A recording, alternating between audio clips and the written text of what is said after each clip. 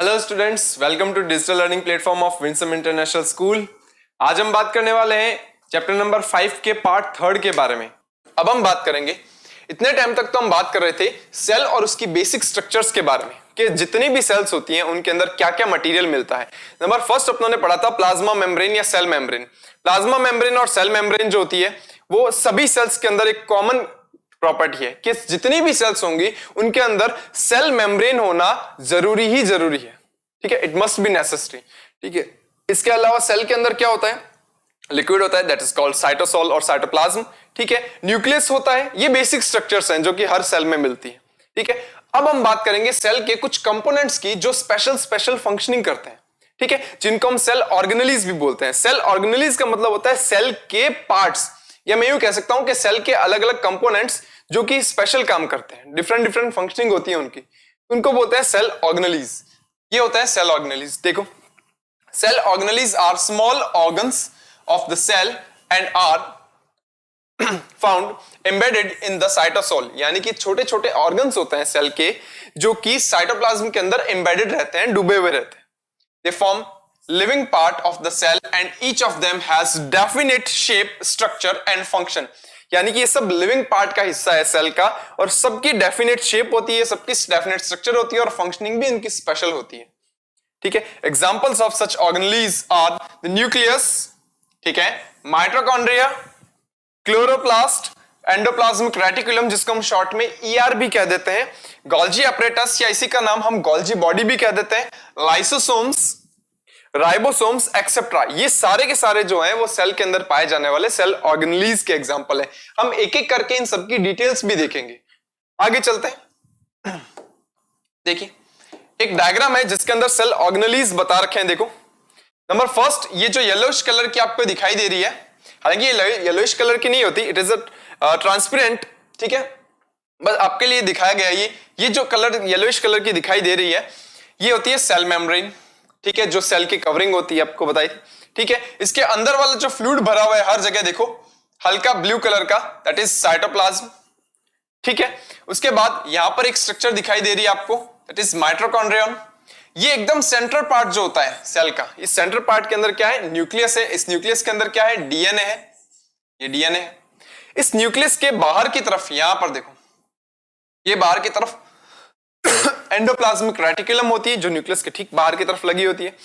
इसी के पास में गोल्जी अपरेटस सॉरी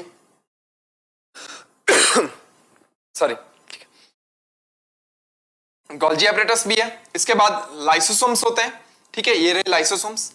उसके बाद कुछ छोटी छोटी सी स्ट्रक्चर्स और होती हैं, दैट आर कॉल्ड राइबोसोम्स। ये राइबोसोम्स होते हैं, they are smallest cell organelles. Ribosomes जो होते हैं वो सबसे छोटे सेल ऑर्गेनेलिज हैं।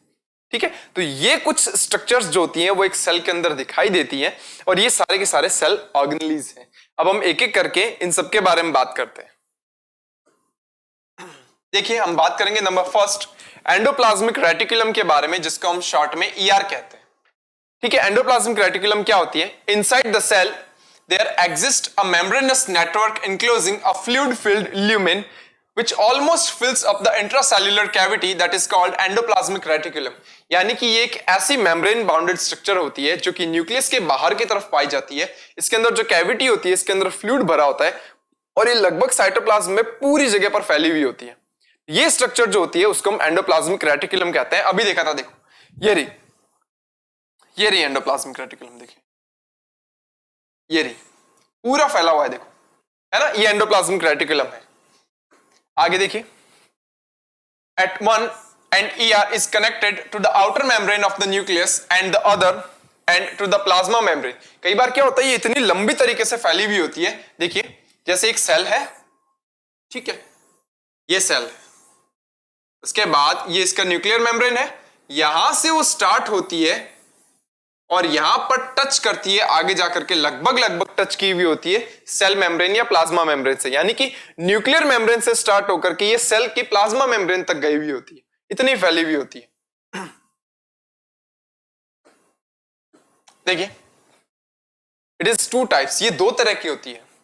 रफ एंडोप्लाज्मिक रेटिकुलम जिसको शॉर्ट में आरईआर कहते हैं, with ribosomes attached on the surface of the synthesizing proteins।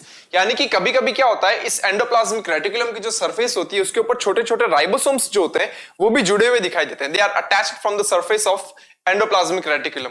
तो क्या होगा, यहां पर जब राइबोसोम्स जो होते हैं वो उसके सरफेस से अटैच रहेंगे तब उसकी सरफेस कुछ रफ रफ सी दिखाई देती है। then that type of ER is called rough endoplasmic reticulum। then the smooth endoplasmic reticulum SER which is without the ribosomes। वहीं अगर बात करें दूसरी तरफ, that ER which have absence of या lack of ribosomes, that is called smooth endoplasmic reticulum, short में कहते हैं SER। ठीक है, the ER is absent in red blood cells of mammals, यानी कि जो मैमल्स होते हैं, मैमल्स एनिमल्स जो होते हैं उनकी जो आरबीसी होती है, रेड ब्लड सेल्स होती हैं, उनके अंदर एंडोप्लाज्मिक रेटिकुलम एब्सेंट होती है। ये एक्सेप्शन है। ठीक है, देखिए हम बात करते हैं फंक्शंस ऑफ एंडोप्लाज्मिक रेटिकुलम की। उससे पहले मैं एक काम करता हूं, आपको रफ एंडोप्लाज्मिक रेटिकुलम और स्मूथ एंडोप्लाज्मिक रेटिकुलम दिखाई देता हूं। देखो लगभग आपको आइडिया दे देता हूं कि देखो ऐसा ऐसा कुछ होता है ना।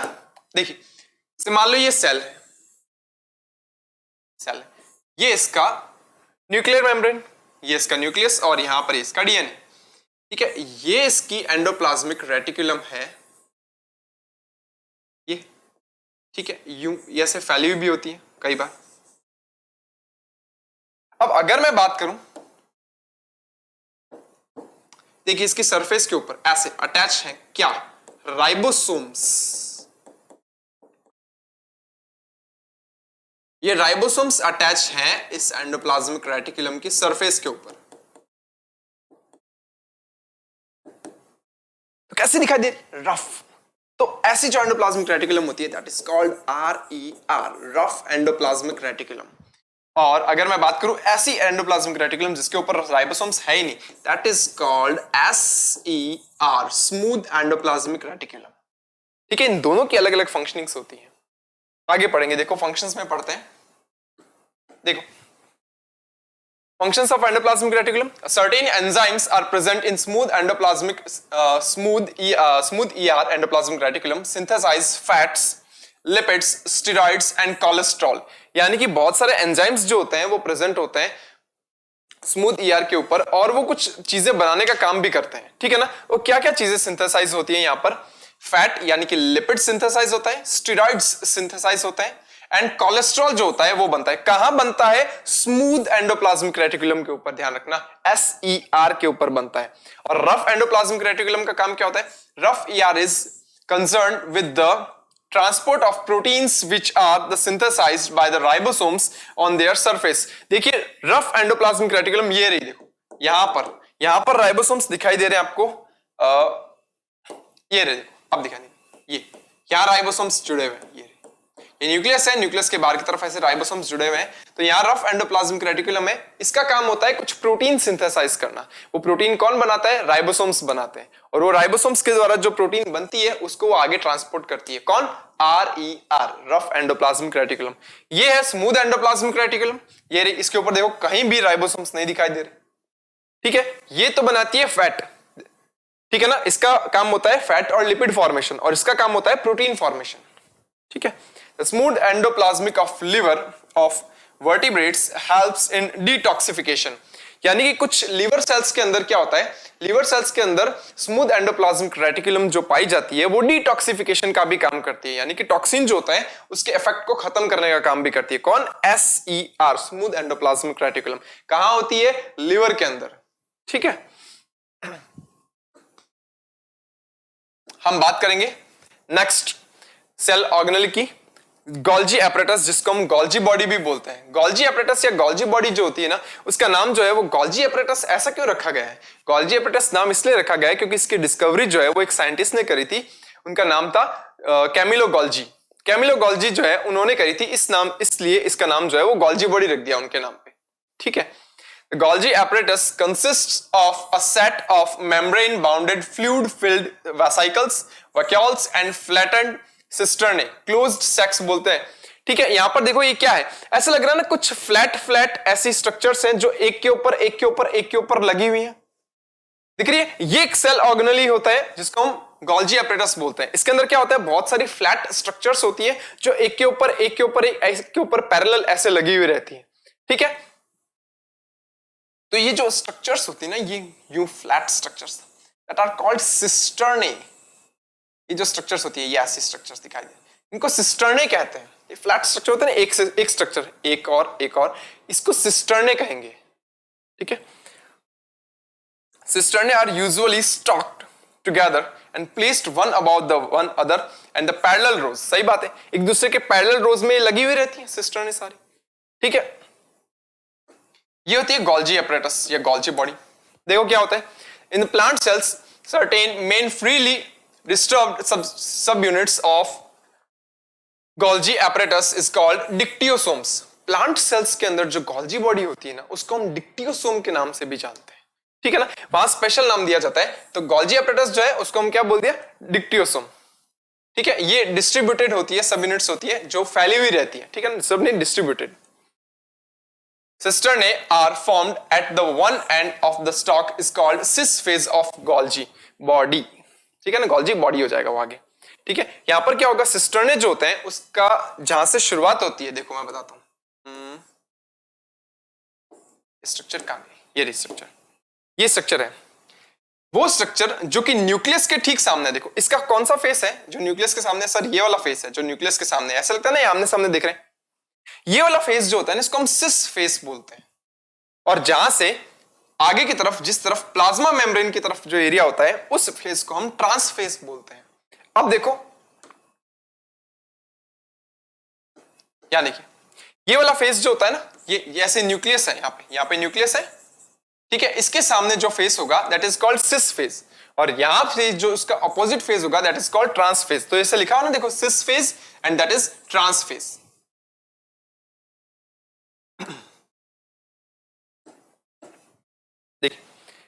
They are bedded off as vesicles at the other face of the Golgi apparatus called transphase of Golgi।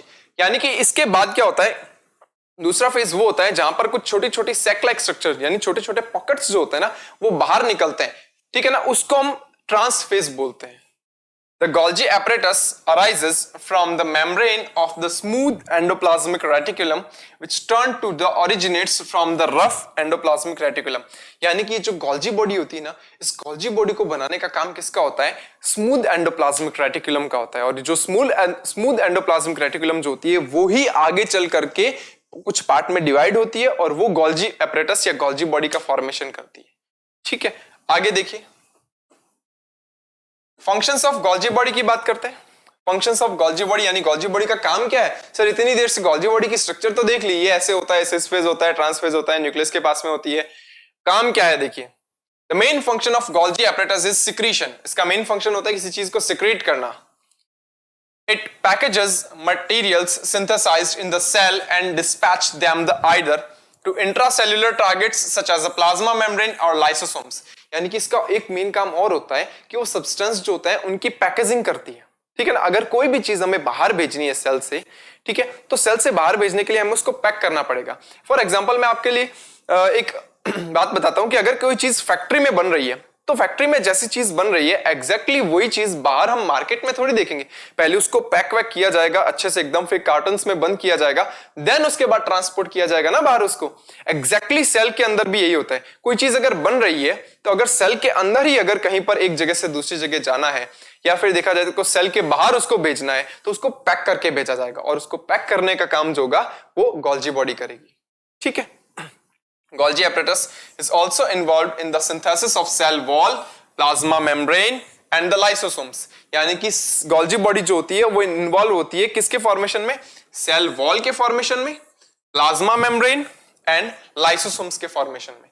ठीक है, लास्ट ये स्ट्रक्चर आती है, देखिए लाइसोसोम्स, इसको हम लाइसोसोम कहते हैं। ये एक छोटा सेल ऑर्गेनेली होता है। ठीक है, ये जो होता है इसके ऊपर एक सिंगल मेम्ब्रेन होती है, ये एक वेसाइकल के फॉर्म में होता है। वेसाइकल का मतलब एक पॉकेट, छोटा पॉकेट होता है उसके फॉर्म में होता है। ठीक है, और इसके अंदर कुछ डाइजेस्टिव एंजाइम्स भरे होते हैं। ये डाइजेस्टिव एंजाइम्स जो होते हैं ये अलग अलग डिफरेंट फूड मटेरियल्स को डाइजेस्ट करने के लिए काम आते हैं। देखिए, अगर मैं नेचर और एक्यूरेंस की बात करूं लाइसोसोम्स की, तो lysosomes are simple tiny spherical sac like structure eventually distributed in the cytoplasm. यानी कि ये छोटे सैक लाइक स्ट्रक्चर होती है जो कि साइटोप्लाज्म के अंदर पड़ी रहती है, डिस्ट्रीब्यूटेड रहती है। ठीक है, each lysosome is a small vesicle surrounded by a single membrane. इसके ऊपर जो मेम्ब्रेन होती है ना वो सिंगल मेम्ब्रेन होती है। ये मेम्ब्रेन देखो यहां दिखा रखी है मेम्ब्रेन, ये single membrane. And contains powerful enzymes, इसके अंदर पावरफुल डाइजेस्टिव एंजाइम्स प्रेजेंट होते हैं। ठीक है, these enzymes are capable for digesting or breaking down the all organic materials, यानी कि इसके अंदर जो भी एंजाइम्स होते हैं उनके अंदर ये कैपेसिटी होती है कि वो फूड या ऑर्गेनिक मटेरियल्स जितने भी होते हैं उनको डाइजेस्ट कर सके। ठीक है, ये डाइजेस्टिव एंजाइम्स है। देखो ये स्ट्रक्चर दिखाई दे रही है, digestive enzymes. Lysosomal enzymes are made up by RER, यानी कि लाइसोसोम के अंदर जितने भी एंजाइम्स बनते हैं ना, डाइजेस्टिव एंजाइम्स, वो कौन बनाती है? वो आरईआर बनाती है, यानी रफ एंडोप्लाज्मिक रेटिकुलम बनाती है। तो रफ एंडोप्लाज्मिक रेटिकुलम कुछ एंजाइम्स बनाती है, वो एंजाइम्स को पॉकेट में पैक करता है कौन? गोल्जी बॉडी, और गोल्जी बॉडी से पैक होकर के वो स्ट्रक्चर बन जाती है लाइसोसोम। ठीक है, आगे देखते हैं फंक्शंस क्या क्या होता है लाइसोसोम्स के। देखिए काम क्या है, lysosomes serves as intracellular digestive system, hence are called digestive bags. यानी कि ये क्या करता है, सेल के अंदर, इंट्रासेल्युलर मतलब सेल के अंदर जो होता है वो किसी चीज को डाइजेस्ट करने का काम करता है, इसलिए हम इनको डाइजेस्टिव बैग्स भी बोलते हैं। They destroy any foreign material which enters the cell such as bacteria and virus। यानी कि अगर बाहर से कोई भी फॉरेन पार्टिकल आएगा, फॉरेन पार्टिकल का मतलब होता है जो बाहर से आ रहा है, ठीक है ना, एनवायरमेंट से आ रहा है। तो एनवायरमेंट से आने वाला कोई भी पार्टिकल जैसे बैक्टीरिया हो गया या वायरस हो गया, they are harmful for cell, यानी कि ये सेल के लिए बहुत ज्यादा नुकसानदायक हो सकते हैं। In this way they protect the cells from the bacterial infections. तो ये क्या करते हैं, उन बैक्टीरिया को या वायरस को क्या करते हैं, डाइजेस्ट कर देते हैं, जिसके कारण इंफेक्शन नहीं हो पाता सेल्स के अंदर। During breakdown of the cell structure, when the cell gets damaged, lysosomes may burst and their enzymes eat up their own cells. Therefore, lysosomes are also known as the suicidal bags of the cell. ये important है। मतलब क्या होता है, जब कभी भी cell damage हो जाती है, सेल जब ओल्ड हो जाती है, सेल बूढ़ी हो जाती है ना, तब उसको रिप्लेस करने की जरूरत होती है, उसकी जगह नई सेल आएगी। तो क्या होता है, ये जो लाइसोसोम्स जो होते हैं, ये जिस सेल के अंदर है उसी सेल के अंदर बस्ट हो जाते हैं, फट जाते हैं। जब लाइसोसोम्स फट जाएंगे तो क्या होगा, लाइसोसोम फट जाएंगे तो सारा का सारा जो डाइजेस्टिव एंजाइम है उनका, वो सेल के अंदर फैल जाएगा। जब सेल के अंदर सारे के सारे डाइजेस्टिव एंजाइम्स फैल जाते हैं तो पूरी सेल ही डाइजेस्ट हो जाती है। पूरी सेल डाइजेस्ट हो गई, उसकी जगह अब नई सेल आएगी। तो मतलब एक तरह से ऐसा लगता है ना कि सेल ने सुसाइड कर लिया, है ना। तो इसलिए इनको हम सुसाइडल बैग्स भी बोलते हैं, यानी सेल जो होती है वो खुद को ही खत्म कर लेती है उस समय।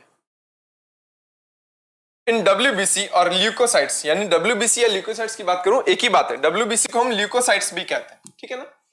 Sales of leucocytes digest foreign proteins, bacteria and viruses. यानी कि जो WBC होती है, व्हाइट ब्लड सेल्स जो होती है, उनका मेन फंक्शन होता है क्या, कि वो बाहर से आने वाले बैक्टीरिया या वायरसेस जो होते हैं ना, उनसे हमारी बॉडी को प्रोटेक्ट रखती है। तो उनके अंदर WBCs जो है ना, या ल्यूकोसाइट्स जो है, उनके अंदर ये लाइसोसोम्स के नंबर बहुत ज्यादा होते हैं, ताकि वो क्या करती है, बाहर से आने वाले बैक्टीरिया, वायरस, फंगस, जो भी फॉरेन पार्टिकल है जो नुकसानदायक हो सकता है हमारे लिए, उसको डाइजेस्ट कर लेते हैं। ठीक है, आगे देखिए, ये तो फंक्शंस हो गए। आगे चलते हैं, एक सेल ऑर्गेनल और पढ़ते हैं। ये सेल ऑर्गेनल जो होता है वो मोस्ट इंपॉर्टेंट है, बहुत इंपॉर्टेंट सेल ऑर्गेनल है, ठीक है, जिसको हम बोलते हैं माइटोकॉन्ड्रिया। ये होता है माइटोकॉन्ड्रिया। माइटोकॉन्ड्रिया जो होता है ना, वो ऐसे दिखाई देता है जैसे एक शू होता है ना, शू है ना, जूता होता है ना, उसके शेप का लगभग दिखाई देता है ये, ठीक है ना। ये power house of the cell भी कहलाता है, यानी इसको हम सेल का पावर हाउस भी बोलते हैं, क्योंकि ये सेल्स को काम करने के लिए पावर देता है और वो पावर जनरेट करता है ये यहां से, ठीक है ना। देखिए इसके बात करते हैं, देखो द माइटोकॉन्ड्रिया, माइटोकॉन्ड्रिया जो होता है ना, वो मल्टीपल माइटोकॉन्ड्रिया होते हैं, उसके लिए वर्ड आता है। लेकिन अगर सिंगुलर अगर ये सिंगल स्ट्रक्चर हो तो हम वर्ड यूज करेंगे माइटोकॉन्ड्रियन, ठीक है। Are tiny bodies of varying shapes, cylindrical हो सकते हैं, वो रॉड शेप हो सकती है, स्फेरिकल हो सकती है, ठीक है।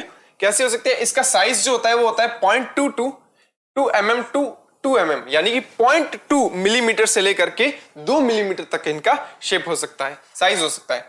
डिस्ट्रीब्यूटेड इन द साइटोप्लाज्म, और ये जो होते हैं वो साइटोप्लाज्म के अंदर डिस्ट्रीब्यूटेड रहते हैं।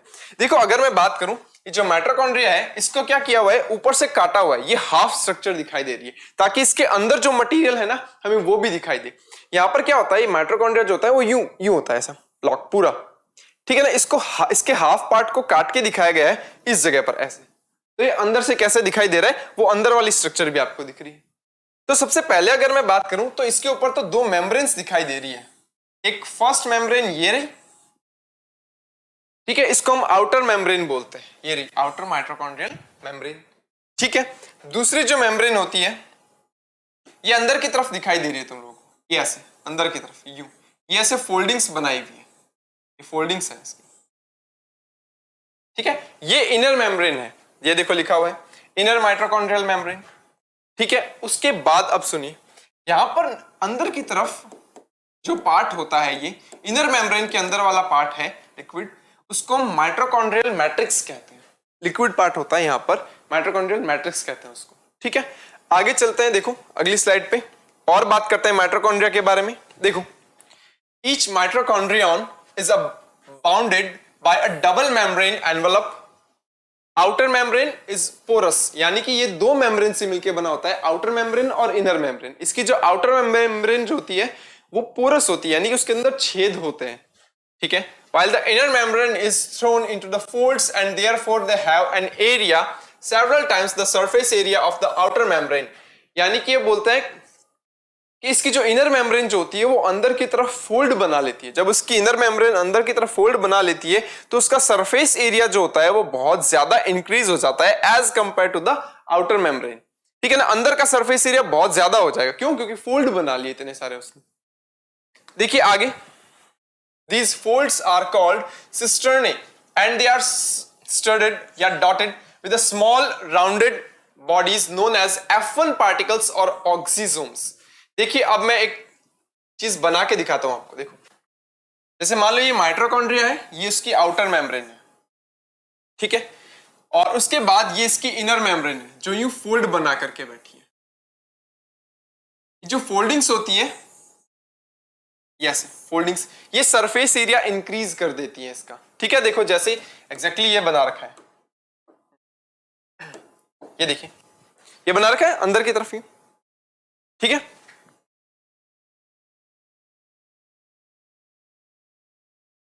ये अंदर की तरफ मेम्ब्रेन बनाई हुई होती है। इसके ऊपर जो होता है, यहां जो इनर मेम्ब्रेन होती है, इसके ऊपर की तरफ इस जगह पर कुछ डॉटेड पार्टिकल्स होते हैं। अगर इनको थोड़ा सा और जूम करके देखें ना तो ये लगभग कुछ ऐसे दिखाई देते हैं। देखो यूं, अगर मैं इसको सही बनाऊं तो ऐसे दिखाई देते हैं, ये छोटे छोटे पार्टिकल्स होते हैं। मैंने बड़े बनाए हैं, ठीक है ना, जानबूझ करके। बहुत छोटे छोटे होते हैं, ऐसे डॉटेड स्ट्रक्चर दिखाई देती है। अगर मैं तुम्हें और सही तरीके से दिखाऊं तो कुछ ऐसे दिखेंगे, देखो यूं, ये डॉटेड स्ट्रक्चर्स लगी हुई होती है। ये प्रोटीन्स होते हैं। These proteins are called F1 particles और ऑक्सीसोम्स। इनको F1 पार्टिकल्स या ऑक्सीसोम्स बोलते हैं। ठीक है ना, ये F1 पार्टिकल है। तो सर करेंगे क्या ये F1 पार्टिकल्स जो होते हैं वो कुछ एनर्जी मॉलिक्यूल्स प्रोड्यूस करने का काम करते हैं, जिनको हम एटीपी कहते हैं, एडिनोसिन ट्राइफॉस्फेट। एक एनर्जी का पैकेट होता है, वो इन जगहों पर बनता है। वो एटीपी जो होते हैं, वो एनर्जी के पैकेट्स जो होते हैं, वही तो पूरी सेल के अंदर फंक्शनिंग करवाते हैं। मतलब सेल को एनर्जी कौन देगा? एटीपी देगा। एटीपी क्या है? That is a energy packet मान सकते हैं आप। ठीक है ना, वो एक एनर्जी के पैकेट के जैसा कुछ स्ट्रक्चर होती है, ठीक है, जो कि माइटोकॉन्ड्रिया में बनता है और बाहर की तरफ सेल के अंदर चला जाता है साइटोप्लाज्म में। और साइटोप्लाज्म के अंदर जितनी भी रिएक्शंस होती हैं उन सभी को एनर्जी प्रोवाइड करवाता है कौन? एटीपी। ये एटीपी एनर्जी देता है हमको। तो ये होते हैं F1 पार्टिकल्स और ऑक्सीसोम्स। ठीक है, देखिए, the interior cavity of the mitochondria is filled with a proteinaceous gel-like structure that is called matrix, which contains a few small-sized ribosomes, a circular DNA molecule, and a phosphate granules। यानी कि जो अंदर वाला part होता है that is called matrix। ये अंदर वाला पार्ट जो होता है इसको मैट्रिक्स बोलते हैं। ये यू अंदर वाला पूरा जो लिक्विड पार्ट है इसको हम मैट्रिक्स बोलेंगे। और जो फोल्डिंग्स दिखाई देती है इनको हम सिस्टर्ने कहते हैं। ठीक है ना, पीछे लिखा हुआ देखो, सिस्टर्ने दिखाया हुआ है। सॉरी, क्रिस्टे, सिस्टर्ने नहीं, क्रिस्टे, क्रिस्टे कहते हैं इसको। ठीक है, क्रिस्टे कहते हैं इनको। तो जो क्रिस्टे हैं ये फोल्डिंग्स है। इसके बाद अगर मैं बात करूं, यहां अंदर की तरफ इसके पास इनका खुद का डीएनए और इनका खुद का राइबोसोम्स भी होता है। ये देखो, ये इनका डीएनए मान लो, ठीक है, ये इनका डीएनए होगा और यहां पर पास में कहीं पर यू। राइबोसोम्स भी होते हैं इनके पास खुद के, वीआईपी है इसलिए कह सकता है वीआईपी है, इसके पास खुद का राइबोसोम, खुद का डीएनए और है। ये राइबोसोम और ये इसका डीएनए है। ठीक है, तो ये सब चीजें पाई जाती है माइटोकॉन्ड्रिया के अंदर। यहां देखिए, mitochondria are absent in bacteria and the red blood cells of mammals. Mitochondria दो जगहों पर नहीं मिलते, एक तो बैक्टीरिया के अंदर नहीं मिलते माइटोकॉन्ड्रिया, क्योंकि बैक्टीरिया प्रोकैरियोटिक सेल होती है, प्रोकैरियोटिक सेल्स के अंदर ऐसे सेल ऑर्गेनेलिज नहीं मिलते। और एक एक्सेप्शन है रेड ब्लड सेल्स, आरबीसीज जो होती है उनके अंदर माइटोकॉन्ड्रिया नहीं मिलते। और आरबीसी भी कौन सी, मैमल्स की आरबीसी के अंदर। ठीक, आगे चलते हैं। इसके फंक्शंस क्या क्या है राइबोसोम के, देखिए mitochondria are the site of cellular respiration, यानी कि सेल्यूलर रेस्पिरेशन जो होता है वो उसकी साइट है माइटोकॉन्ड्रिया। ठीक है ना, अगर सेल के अंदर कोई रेस्पिरेटरी ऑर्गन है, सेल का खुद का respiratory organ, that is called mitochondria, वो माइटोकॉन्ड्रिया है।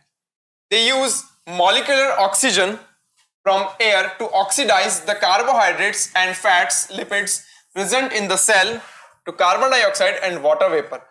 होता क्या है, जो हम फूड मटेरियल खाते हैं ना, जो हम खाना खाते हैं, कार्बोहाइड्रेट खाते हैं, फैट खाते हैं, वो सब कहां जाता है, वो हमारी बॉडी की सेल्स में जाता है।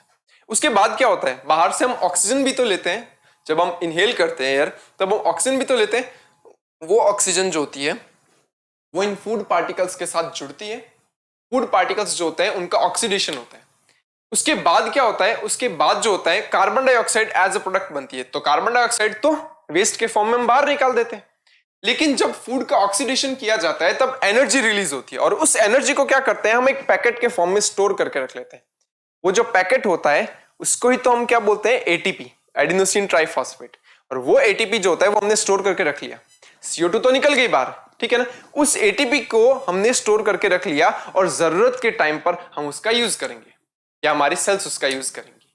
ठीक है, oxidation releases energy a portion which used to form ATP। Adenosine triphosphate बोलते हैं, ATP की फुल फॉर्म होती है adenosine triphosphate. Since the mitochondria synthesize energy rich compounds ATP, they are known as a powerhouse of the cell। देख लो, यानी कि वो क्या करते हैं, देख लो माइटोकॉन्ड्रिया जो होता है उसके अंदर क्या बनता है, ATP बनते हैं। ATP क्या है, एनर्जी मॉलिक्यूल्स हैं। तो एनर्जी मॉलिक्यूल बना रहे माइटोकॉन्ड्रिया, तो उनको क्या बोलेंगे, power house of the cell बोलेंगे। ठीक है, The energy stored in ATP is used by the cell। ये बताया था मैंने भी अभी, जो एनर्जी होती है वो ATP जो होती है उसके अंदर जो भी एनर्जी होती है वो सेल यूज कर लेती है। ATP stands for the organic compounds। ठीक है, adenosine triphosphate ATP is generally known as energy carrier और energy currency of the cell। यानी कि सब सेल के अंदर जो भी एनर्जी प्रोड्यूस हो रही है, ठीक है, वो सब ATP के फॉर्म में रहेंगी। और ATP जो होती है वो क्या करेगी, बाद में धीरे धीरे सेल्स को एनर्जी देती रहेगी। इसीलिए हम ATP को energy currency of the cell भी बोलते हैं, यानी कि वो एक तरीके की करेंसी है जो धीरे धीरे खर्च हो जाएगी, सेल उसको यूज में ले लेगी। ठीक है,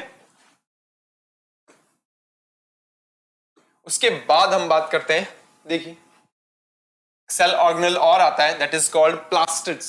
प्लास्टिड्स कहते हैं, प्लास्टिड्स जो होते हैं ये सिर्फ प्लांट सेल्स में मिलते हैं। तो मैं लिख देता हूं यहाँ पे, only in plant cells, only in plant cells. Plant cells में मिलते हैं, ये एनिमल सेल्स में नहीं मिलते। ठीक है, तो प्लास्टिड्स जो होते हैं वो भी सेल ऑर्गेनेलिज होते हैं जो कि सिर्फ प्लांट सेल्स में मिलते हैं, और ये भी डबल मेम्ब्रेन बाउंडेड स्ट्रक्चर्स होती हैं। ठीक है, देखिए नेचर एंड अकेरेंस देखते हैं इसका। Plastids occur in most plant cells and they are absent in animal cells. पहली लाइन यही है। ठीक है, ये प्लांट सेल्स में मिलते हैं, एनिमल सेल्स में नहीं मिलते। Like the mitochondria, the plastids also have their own genome। Example DNA, यानी कि माइटोकॉन्ड्रिया के पास अभी खुद का डीएनए था, ठीक है ना, ऐसे ही जो प्लास्टिड्स होते हैं इनके पास भी अपना खुद का डीएनए होता है, एंड राइबोसोम्स भी होते हैं इनके पास। ठीक है, ये दोनों कौन, माइटोकॉन्ड्रिया और प्लास्टिड, ये दोनों ऐसे मान लो कि वीआईपी ऑर्गेनेलिज है। ठीक है, they are self-replicating organelles like the mitochondria। example, they have the power of divide। Mitochondria और प्लास्टिड्स ये दो ऐसे सेल ऑर्गेनेलिज होते हैं जो जरूरत पड़ने पर खुद ही डिवाइड हो जाते हैं। इनको डिवाइड होने के लिए सेल से परमिशन लेने की जरूरत नहीं है, ठीक है ना। तो जब क्या होगा, सेल डिवाइड हो रही होगी तब ये अपने आप ही डिवाइड हो जाएंगे, ठीक है ना। अपने आप ही क्या होता है, ये 1 से 2 हो जाते हैं ताकि एक एक सेल के अंदर डिस्ट्रीब्यूट किया जा सके। तो ये जो होते हैं वो सेल्फ रेप्लिकेटिंग यूनिट्स होती है, यानी कि वो खुद की कॉपी खुद बना सकते हैं। देखिए, plastids are following 3 types. Plastids जो होते हैं वो 3 तरह के होते हैं। Number first, क्रोमोप्लास्ट्स। क्रोमोप्लास्ट्स कैसे होते हैं, कलर्ड प्लास्टिड्स होते हैं, यानी कि ऐसे प्लास्टिड्स जो होते हैं जो कलर देने का काम करते हैं, एक्सेप्ट ग्रीन कलर, यानी कि ग्रीन कलर नहीं देंगे, बाकी सारे कलर देंगे। आपने देखा होगा कि जो फ्रूट्स और वेजिटेबल्स जो होते हैं उनके अंदर तरह तरह के कलर्स आते हैं, ठीक है ना। इतने सारे कलर्स जो होते हैं वो कहां से आते हैं, वो इतने सारे कलर्स इन क्रोमोप्लास्ट से आते हैं, ठीक है ना। पर्पल हो गया, रेड हो गया, ठीक है। इसके अलावा कुछ ब्राउन कलर की भी आती हैं, ठीक है ना।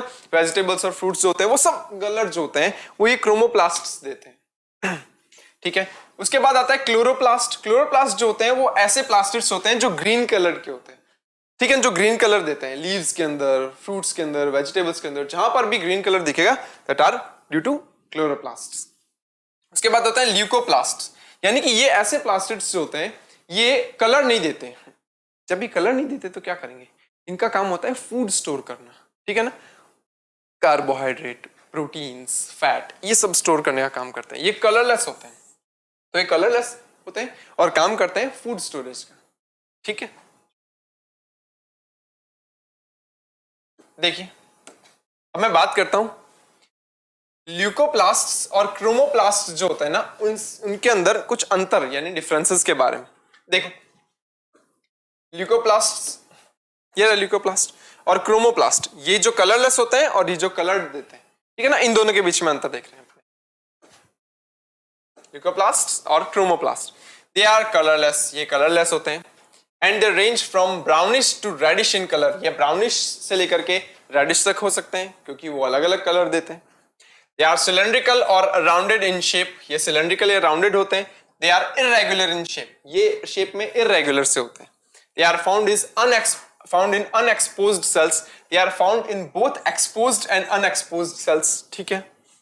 दे can change to other types of plastids, यानी कि ये ऐसे प्लास्टिड्स होते हैं जो इंटरचेंजेबल होते हैं, ठीक है। जरूरत पड़ने पर ये एक प्लास्टिड दूसरे प्लास्टिड में कन्वर्ट भी हो सकता है, ठीक है। यानी कि ये ल्यूकोप्लास्ट है, ल्यूकोप्लास्ट एक कलरलेस है, जरूरत पड़ने पर ये कलर वाले प्लास्टिड में भी कन्वर्ट हो सकता है, ठीक है। They do not change into the other types of plastids, यानी कि जो क्रोमोप्लास्ट होते हैं ये चेंज नहीं हो सकते। They take part in storage of food, ठीक है। ये 3 तरह के होते हैं, ये स्टोरेज ऑफ फूड का काम करते हैं। ये 3 तरह के होते हैं। देखो, एमाइलोप्लास्ट जो कार्बोहाइड्रेट स्टोर करता है, इलियोप्लास्ट जो लिपिड स्टोर करता है, और एल्यूरोप्लास्ट जो कि प्रोटीन स्टोर करते हैं, ठीक है ना। And they provide colour to the organs and attract pollinators and disseminators, यानी कि ये बोलता है कि एक तरीके से देखा जाए तो ये जो प्लास्टिड्स हैं ये कलर देने का काम करते हैं। फ्लावर्स के अंदर कलर आता है, फ्रूट्स वेजिटेबल में कलर आता है, तो क्या होता है, इंसेक्ट्स जो होते हैं ना उनकी तरफ अट्रैक्ट होते हैं। जो फ्लावर्स के अंदर जो कलर आता है ना उसकी तरफ अट्रैक्ट होते हैं इंसेक्ट, ठीक है ना। तो पॉलिनेशन में हेल्प मिलती है। तो इस कारण से क्या होता है, वहां पर ये कलर देने का काम करते हैं ताकि पॉलिनेशन की प्रोसेस आसानी से हो। आगे चलते हैं। देखिए, हम बात करेंगे डिटेल के अंदर क्लोरोप्लास्ट की। क्लोरोप्लास्ट वो प्लास्टिड होता है जो कि ग्रीन कलर देता है प्लांट्स के अंदर। Chloroplast are present in green algae in higher plants, यानी कि ग्रीन एल्गीज और हायर प्लांट्स में मिलते हैं। ये देखो, इसकी स्ट्रक्चर देखिए, ठीक है ना। ये स्ट्रक्चर जो होती है वो लगभग देखो कैसी है, स्फेरिकल शेप्ड स्ट्रक्चर है, ठीक है। इसके ऊपर भी 2 मेम्ब्रेन होती है, outer membrane and inner membrane, ठीक है। देखिए, they have a green pigment called chlorophyll and they are involved in the photosynthesis of food, यानी कि इनके अंदर क्या होता है, ग्रीन कलर का पिगमेंट होता है, ठीक है ना। ग्रीन छोटे छोटे छोटे पार्टिकल्स होते हैं, उनको हम ग्रीन पिगमेंट बोलते हैं। उस पिगमेंट का नाम होता है क्लोरोफिल, इंपॉर्टेंट है, क्लोरोफिल होता है। और ये काम करता है क्या, सिंथेसाइज ऑफ फूड, फोटोसिंथेसिस का काम करता है। फोटोसिंथेसिस कौन करता है, प्लांट्स करते हैं, इस कारण से ये फोटोसिंथेसिस में हेल्प करते हैं। देखिए, ठीक है, देखिए ये इसके आउटर मेम्ब्रेन, ये इसकी इनर मेम्ब्रेन, ठीक है। अब मैं और बात करूं तो इसके अंदर की तरफ बात करते हैं। देखो, इसके अंदर की तरफ का जितना भी पोर्शन होता है that is called stroma, stroma होता है, स्ट्रोमा कहते हैं। अंदर का जितना भी पोर्शन है दैट इज कॉल्ड स्ट्रोमा। अब है क्या, अंदर की तरफ आप देखोगे कैसे लगता है ना कि कॉइन्स है, कॉइन लाइक स्ट्रक्चर है ना, कॉइन लाइक स्ट्रक्चर है जो एक के ऊपर एक के ऊपर एक के ऊपर रखे हुए हैं, ऐसे रखे हुए हैं। जो कॉइन लाइक स्ट्रक्चर जो होते हैं ना उसको हम बोलते हैं थाइलेकॉइड। एक सिंगल स्ट्रक्चर को, सिंगल स्ट्रक्चर जो होता है, single coin like structure, that is called thylakoid. ठीक है, लेकिन अगर मैं बात करूं, इसमें दे नहीं रखा, कोई दिक्कत नहीं, मैं बता देता हूं। ठीक है, अगर इस पूरी स्ट्रक्चर की अगर मैं बात करूं then it is called granum, उसको हम ग्रेनम कहते हैं। ठीक है, सिंगल को बोलेंगे थाइलेकॉइड, और अगर पूरी की पूरी बड़ी स्ट्रक्चर जो होती है, ठीक है ना, एक पूरा पोर्शन जो है जिसके अंदर कॉइन्स जो है उनका सीक्वेंस लगा हुआ है, दैट इज कॉल्ड ग्रेनम। ठीक है, तो ये होता है क्या, क्लोरोप्लास्ट। इसके बारे में और देखते हैं, आगे देखें। Each chloroplast is bounded by 2 unit of membranes like the mitochondria, यानी माइटोकॉन्ड्रिया में भी 2 मेम्ब्रेन्स होती है, क्लोरोप्लास्ट में भी 2 मेम्ब्रेन्स होती है। And it shows 2 distant regions, 2 तरह के डिस्टेंट रीजन्स होते हैं इसके अंदर। Number first, grana, they are the stalks of the membrane bounded flattened discoid structures called thylakoids। यानी कि देखो ग्राना, बहुत सारे जो ग्रेनम होते हैं ना, multiple granums are also called grana. ठीक है ना, बहुत सारे अभी बताए थे ना ग्रेनम, देखो ये स्ट्रक्चर को ग्रेनम कहते हैं। तो ये सारी स्ट्रक्चर जो होंगी ना उसको हम ग्राना कहेंगे।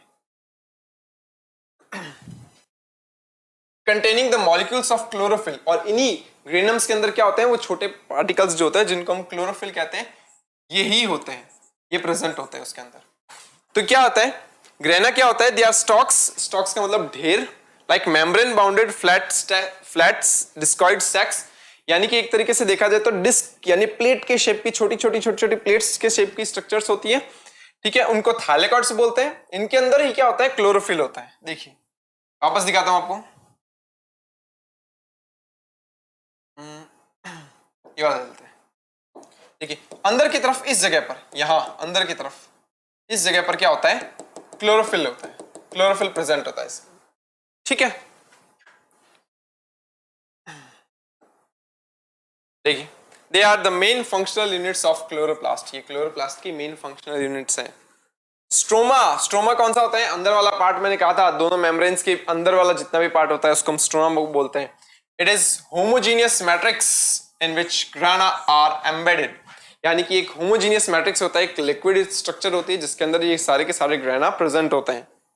Stroma contains a variety of photosynthetic enzymes, starch, grains, DNA and ribosomes, यानी कि ये बोलता है स्ट्रोमा जो होता है उसके अंदर भी बहुत सारे एंजाइम्स होते हैं जो फोटोसिंथेसिस में हेल्प करते हैं, कुछ स्टार्च ग्रेन्स होते हैं, ठीक है, कुछ डीएनए और राइबोसोम्स भी प्रेजेंट होते हैं। किसमें, क्लोरोप्लास्ट के अंदर। यहां पर इसका भी खुद का डीएनए होता है, ठीक है, और उसके खुद के राइबोसोम्स भी होते हैं, डीएनए और राइबोसोम्स भी। ठीक है, देखिए होता है क्लोरोप्लास्ट। देखो यहां पर क्या है, देखो रियो लीफ जो है उसकी सेल्स दिखा रखी है, रियो प्लांट है उसकी लीफ की सेल्स दिखा रखी है, ये उसकी सेल है, और इसके अंदर आपको ये जो ग्रीन ग्रीन स्ट्रक्चर्स दिखाई दे रही है दैट आर क्लोरोप्लास्ट, ये सब क्लोरोप्लास्ट है। ये जो राउंड राउंड स्फेरिकल शेप की स्ट्रक्चर दिख रही है दैट आर क्लोरोप्लास्ट। ठीक है, ये स्लाइड है रियो लीफ की। मैं फंक्शंस की बात करूं, क्लोरोप्लास्ट क्या होता है, क्लोरोप्लास्ट का काम होता है ट्रैप सोलर एनर्जी, यानी कि वो सनलाइट जो होता है उसको ट्रैप करता है, and utilize it to the manufacture food for the plant, यानी कि वो मैन्युफैक्चर करता है, ठीक है, फूड को प्लांट के लिए। क्रोमोप्लास्ट का काम क्या होता है, impart various colour to the flowers to attract insects for pollination, यानी कि वो फ्लावर्स के अलग अलग पार्ट्स जो होते हैं उनको अलग अलग कलर देता है, ठीक है, ताकि वो पॉलिनेशन के लिए इंसेक्ट्स को अट्रैक्ट करें। Leucoplasts store the food in the form of carbohydrates, starch, fat and proteins, यानी कि ग्लूकोप्लास्ट होता है उनका मेन फंक्शन होता है स्टोर करना, किसको, फूड को। चलिए हम बात करते हैं लास्ट वैक्यूल्स की, नहीं लास्ट सेकंड लास्ट है, वैक्यूल नहीं है, राइबोसोम भी है। वैक्यूल्स आर फ्लूइड फील्ड और solid field and membrane bounded spaces, यानी कि ये देखो ये मेम्ब्रेन बाउंडेड स्पेस होता है सेल के अंदर, यू, ठीक है ना, एक थैली की जैसी स्ट्रक्चर होती है, ठीक है, they are a kind of storage sacs, यानी कि एक तरीके से देखा जाए तो किसी चीज को स्टोर करने का काम करती है। क्या स्टोर करती है सर, ये मेनली क्या होता है, ये वैक्यूल्स जो होती है ना ये कुछ वेस्ट मटेरियल और वाटर को स्टोर करती है, ठीक है, जो सेल के लिए जरूरी नहीं होता उसको स्टोर करती है। In animal cells the vacuoles if present are the small and temporary. बात करते हैं हम एनिमल सेल की। एनिमल सेल्स में या तो वैक्यूल एब्सेंट होगी ही नहीं, और होगी तो बहुत छोटी छोटी होगी। They store water, glycogen and proteins, यानी कि इसका काम होता है वाटर, ग्लाइकोजन और कुछ प्रोटीन्स को स्टोर करना, ठीक है, और कुछ वेस्ट मटेरियल भी स्टोर करती है, ठीक है। वहीं अगर मैं बात करूं और इसकी, the vacuolar membrane is typically a single unit membrane and it is often associated with the maintenance of water balance. ये वाटर बैलेंस का काम करती है, ठीक है, सिंगल मेम्ब्रेन होती है ये, ठीक है। This serve as osmoregulatory cell organelles. Osmoregulatory cell organelles होते हैं। ऑस्मोरेगुलेशन का मतलब क्या होता है? ऑस्मोरेगुलेशन का मतलब होता है किसी भी सेल के अंदर वाटर और आयंस के कंसंट्रेशन को कंट्रोल करने वाला, ठीक है ना, उसको ऑस्मोरेगुलेशन वर्ड यूज में लिया जाता है। और ये किस में होता है? मेनली प्रोटोजोन्स में होता है ये, ठीक है, जो ऑस्मोरेगुलेशन का काम भी करते हैं। और injection of nutrient material, food vacuole, यानी कि कई ऐसे एनिमल्स भी होते हैं, हालांकि वो यूनिसेलुलर एनिमल्स होते हैं, ठीक है, जैसे अमीबा हो गया। अमीबा में जब फूड इनटेक किया जाता है तो एक पैकेट में बंद हो जाते हैं, तो जो पैकेट होता है उसको फूड वैक्यूल बोल देते हैं हम, ठीक है, जिसमें पैकेट में फूड पैक हो गया, फिर उसको डाइजेस्ट कर दिया जाता है। Thus the food vacuole is a single celled organism such as amoeba और पैरामीशियम। यानी फूड वैक्यूल कहाँ मिलती है? अमीबा और पैरामीशियम में मिलेगी, ठीक है ना। It contains the food item that the animal has consumed, यानी कि ये वो क्या करते हैं, उसको कवर किए हुए रहते हैं किस फूड मटेरियल को, जो कि उस एनिमल ने कंज्यूम किया है, ठीक है, फिर उसका डाइजेशन कर देते हैं वहां पे। In plant cells, the vacuoles are a large, distinct and the permanent in nature, ठीक है, in mature plant cells, in mature plant cells, ठीक है, the vacuole occupies almost the entire approx 90% volume of the cell। Plant cells में क्या होता है? Vacuoles बहुत बड़ी बड़ी होती है, परमानेंट होती है, बड़ी बड़ी होती है। ये लगभग प्लांट सेल का 90% वॉल्यूम ऑक्यूपाई कर लेती है। इसके अंदर अलग अलग मटेरियल स्टोर रहते हैं, ठीक है, ये वैक्यूल्स होती हैं। आगे देखिए, लास्ट स्ट्रक्चर की बात करते हैं, राइबोसोम्स की। राइबोसोम्स क्या होता है? देखो, अपनों ने ना यहां पर पहले भी देखा था कि जो ईआर होती है ना, उसके ऊपर छोटे छोटे दाने जैसी स्ट्रक्चर होती है, दैट आर कॉल्ड राइबोसोम्स। उनको राइबोसोम्स कहते हैं। करते क्या है सर? ये protein synthesis. Ribosomes are dense, spherical and granular particles which occurs freely in matrix. ये कई बार क्या होता है, ये सेल के अंदर यूं फ्रीली भी लगे हुए रहते हैं, फ्रीली यूं, और किसी के ऊपर यानी ईआर के ऊपर चिपके हुए भी मिलते हैं, ठीक है, और remain attached to the endoplasmic reticulum, तो वो आरईआर हो जाएगी। Chemically the major constituents of ribosomes are the ribonucleic acid यानी आरएनए एंड प्रोटीन्स। तो ये जो आरएनए जो होते हैं, ये छोटे छोटे पार्टिकल्स होते हैं, ये किससे बने होते हैं? ये दो चीजों से मिलकर बने होते हैं। Number first ribonucleic acid RNA, और दूसरा होता है proteins. Lipids are not present in ribosomes. Ribosome में कोई लिपिड नहीं होता, ठीक है। Ribosomes are not bounded by any membrane. ये मेम्ब्रेन बाउंडेड नहीं होती, ये फ्रीली पड़े रहते हैं, ठीक है ना, इसके ऊपर कोई कवरिंग नहीं होती। They are present both in prokaryotic and eukaryotic cells। ये ऐसे सेल ऑर्गेनल है जो प्रोकैरियोटिक और यूकैरियोटिक दोनों तरह के सेल्स में मिलते हैं। एक खास बात और है, ये सेल के सबसे स्मॉलेस्ट सेल ऑर्गेनलीज है, ठीक है, ठीक है। तो ये प्रोकैरियोटिक और यूकैरियोटिक दोनों सेल्स में मिलते हैं एक्सेप्ट मैमेलियन आरबीसी। मैमल्स की आरबीसी में नहीं मिलता ये हमें, ठीक है, बाकी सब में मिलता है। तो यहां पर अगर कंप्लीट होता है आपके सेल ऑर्गेनलीज, ठीक है।